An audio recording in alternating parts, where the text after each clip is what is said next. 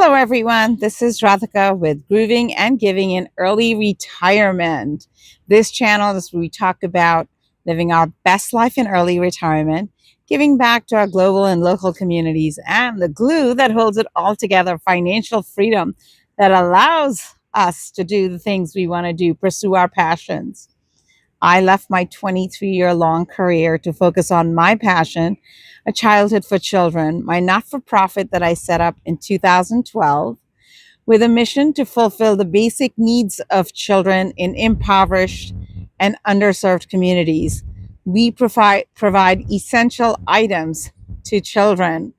And this year we celebrated our 13th anniversary. So, to all of those people who said, oh, it's not going to work, I got some words for you, but not on this video. In today's video, I want to talk about financial freedom and following your passions. So, one of my other passions is to travel, and I am coming to you from Shkodër in Albania. I mean, look at that view behind me. So, one of the questions I've gotten is, how do you plan your budget for travel? I've done another video and I have 4 variables that I've been using in terms of picking our destination. And I'll put that link below, but here's a quick summary. 1, personal bucket list. 2, professional needs. 3, needs for my charity. And 4, medical insurance and medical needs. Professional needs, my husband is a professional photographer and he does focus on travel and wildlife, so you got to travel for travel photography. Now, the last one is what I want to talk about, medical insurance and medical needs. In my other video, I noted that we have global expat insurance, which our insurance policy includes medical insurance in the US, but still you've got to be outside the United States for 6 months out of the year. We travel anyway, and this is just adding, if we were, let's say, to travel for 4 months, this only adds another 2 months to our travel. But we budget really well. Let me ask you a question. When you are traveling for vacation, how do you budget for your trip? If you say you budget, let's say $250 a day and your vacation is going to be 3 weeks, 4 weeks, think about it. Flight, hotel, rental car, food, activities, all of these costs add up. So, how do you keep your costs down if you have to travel for 6 months out of the year? In today's video, I'd like to share with you 2 great tips where you can travel the world and you get to keep your cash. Tip number 1, consider house sitting. Most house sitters want somebody to look after their pets. So think about house sitting. If you are an animal lover, this is a slam dunk. Tip number 2, home exchange. If you still have a home base, consider a home exchange or home swap. In this video, I will cover both. And the first one is called Trusted House Sitters, where you go and house sit for other people. It could be with animals or it could be without animals. We love animals, and this is a great way for us to go spend time with other people's animals and then return them when we're done. Trusted House Sitters is a UK-based company where you primarily go and sit for other people's pets. It's about $200 annually for that cost of the app. You fill out your profile, you put in your pictures, you have photos, and you also do interviews with the pet owners. For us, primarily, it's been pet owners.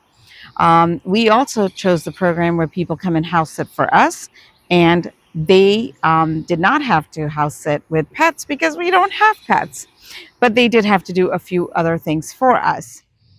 So Tim and Amy gave us the advice that you should do a pet sit in your local city first, which is what we did.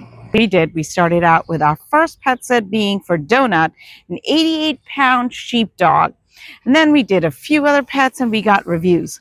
Our first international sit was in Lisbon, Portugal for 11 days with a little poodle called Maggie. Super cute. We were able to leave Maggie for 6 to 7 hours a day, go sightseeing, take her for walks, and we were in the heart of Lisbon. We had both been to Lisbon, but this was just absolutely extraordinary to be able to live in the city, go do our thing, and then have a great place to stay at night. So you can travel the world, save your cash.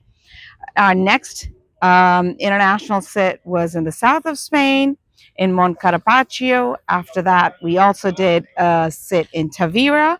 And then we went on to Spain, to Alicante, Spain, where we watched Fred and Walter for a week, staying in a beautiful apartment right near the beach. I mean, what else could you ask for?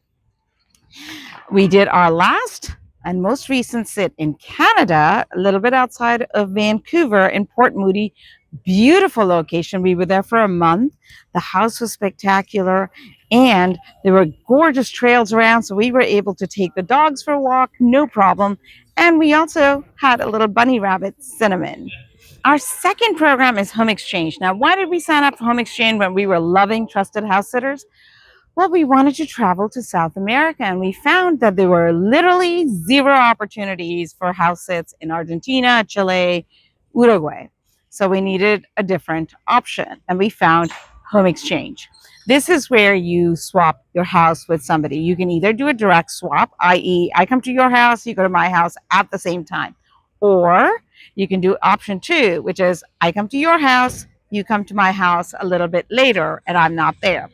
Option three, which is the one we always choose, is to change homes for points. And what I mean is, somebody comes to your house, you get points. You go to somebody else's house. You don't have to go to the person's house who gave you the points. You go to somebody else's house and you use your points. So it's a point-based system, which is what we decided to do. We started accumulating our points, and we used those points in our travels all over South America. Ushuaia, which is the end of the world, Punta Arenas, um, Puerto Montt, Pucón, Buenos Aires, Bariloche. I mean, good God, even in Uruguay, Montevideo. So we literally used our points everywhere around South America, and boy, was it fantastic. We also used our points to travel in Vancouver Island. We had some amazing, amazing home exchanges. I'm here in Albania, and pretty soon we'll be heading on to Croatia, and in Split, we will have a home exchange. So this works out really well if you don't want to just keep bleeding cash. Like I said, what is your budget for travel? Put it in the comments below. Do you budget per day, per person? How do you do it? Like I said, if you're spending about $250 a day on travel, it can get quite expensive if you have to travel for 6 months out of the year. Wow, just crunch the numbers. I have mentioned in previous videos, I'm an accountant in the US. My background is tax. So obviously, I'm a little bit more conscious of numbers. And also, I left my job before I turned 50. So financial freedom is, of course, important to me. And I want to make sure that we're not just squandering money for the sake of squandering money. As I mentioned, we are doing this travel for our medical insurance, but you've got to weigh the risk and rewards of, hey, does it make sense to travel for 6 months and have low health insurance, or does it make sense to have high health insurance costs and low travel, right? You don't want to erode all the savings you have from the saving of your medical costs to then just spend it on travel. Or maybe you do. Maybe that is the offset. Each person has to decide for themselves. Anyway, Home Exchange has been another great program for us, and we are super excited. Let me summarize really quickly. 2 options: trusted house sitters, Home Exchange. Trusted house sitters, we have watched animals, dogs, cats, chickens, bunny rabbit. I think that's all what we watch. And for Home Exchange, we have traveled to lots of different places and had home exchange opportunities in a lot of places. And we absolutely love both programs. Both of them cost about $200 per year. Both require you to have profile. Both require you to have pictures of your house. And we've had people come and stay with us from all parts of the world, and it's been really great. We've had people from France, from Milan, from Brasilia. We've had people from Buenos Aires, and just all sorts of other parts of the world, a lot of Canadians as well.